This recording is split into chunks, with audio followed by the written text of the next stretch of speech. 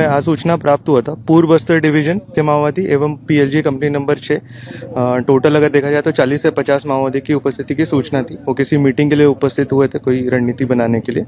इस पर से जॉइंट ऑपरेशन लॉन्च किया गया। जॉइंट ऑपरेशन में डीआरजी दंतेवाड़ा, डीआरजी नारायणपुर की टीम और तोड़वा तुलार गुफा तरफ में एसटीएफ की टीम थी। इसमें 3 अक्टूबर को जब हमने लॉन्च किया, 4 अक्टूबर को जब पूरी फोर्स ने घेराबंदी करी तो उनके द्वारा हेवी फायर किया गया, उसका जवाब भी फायरिंग से दिया गया।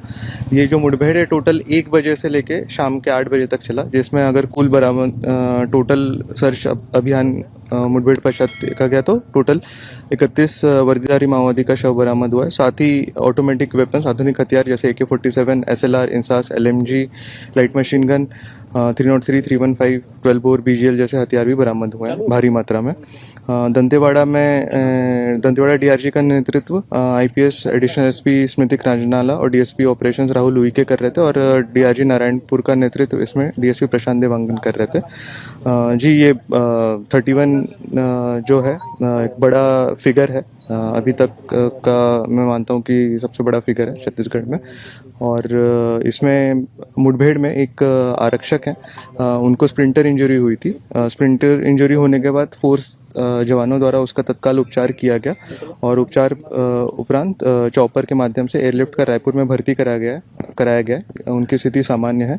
फोर्स आज सर्चिंग अभियान करने के बाद वापस आ रही है और हम लोग उसी को मिलने के लिए अभी हांदवाड़ा तरफ आए हुए हैं। सर, इनिशियली ये बताया जा रहा था कि कैजुअलिटी उनकी तरफ से और ज़्यादा हो सकती है।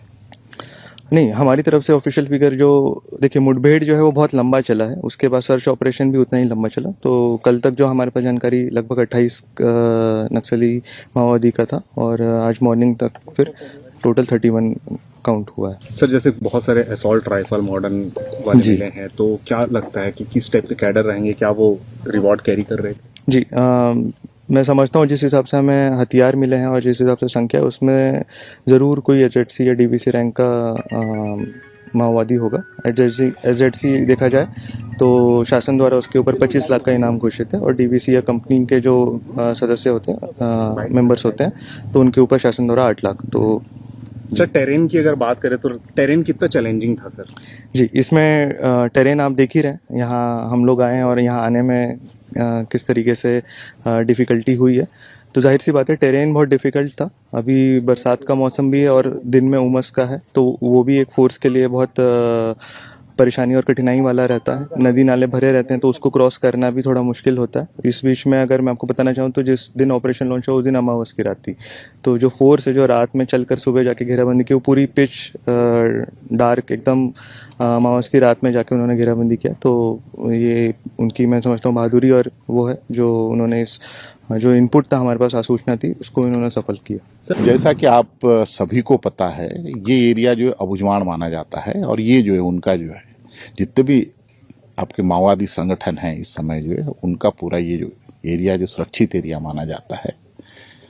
और उनकी सूचना पर जो बड़े लीडरों के, जो माओवादियों के बड़े लीडरों की सूचना के आधार पर जो है आज से 4 दिन पहले एक ऑपरेशन प्लान किया गया था और वो प्योर अबुझमाड़ में जो है, और उसी आधार पर जो अपने नारायणपुर, दंतेवाड़ा का DRG और साथ में हमारा STF, ये 3 का बल था।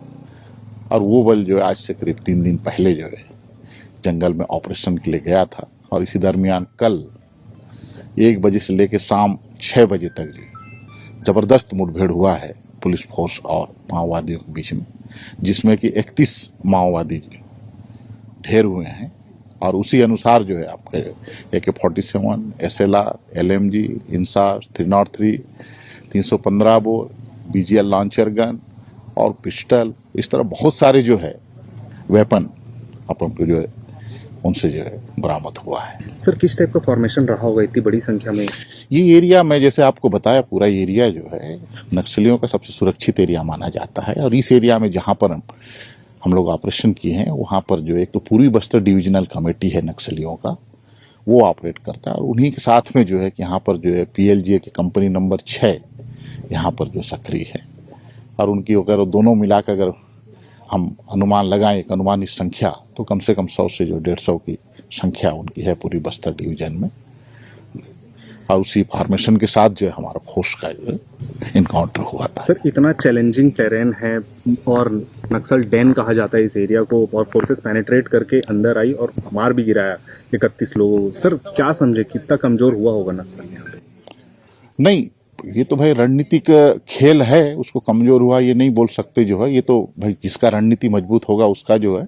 तो इस समय जो अगर आप देखेंगे ओवरऑल पिछले 6 महीने में मैं आपको कह सकता हूं कि पुलिस ने अपने रणनीति में जो है, सुरक्षा बलों ने, पुलिस ने नहीं बाकी भी जो यहाँ पर अपना सीपीएमएफ का फोर्स है पूरे बस्तर संभाग में, एक रणनीतिक तौर से जो है हमने जो कुछ बदलाव किया है। और उसी बदलाव का परिणाम है कि आज के समय में हम ये कह सकते हैं कि पूरे माओवादी संगठन पर जो है सुरक्षा बल भारी पड़ रहे हैं।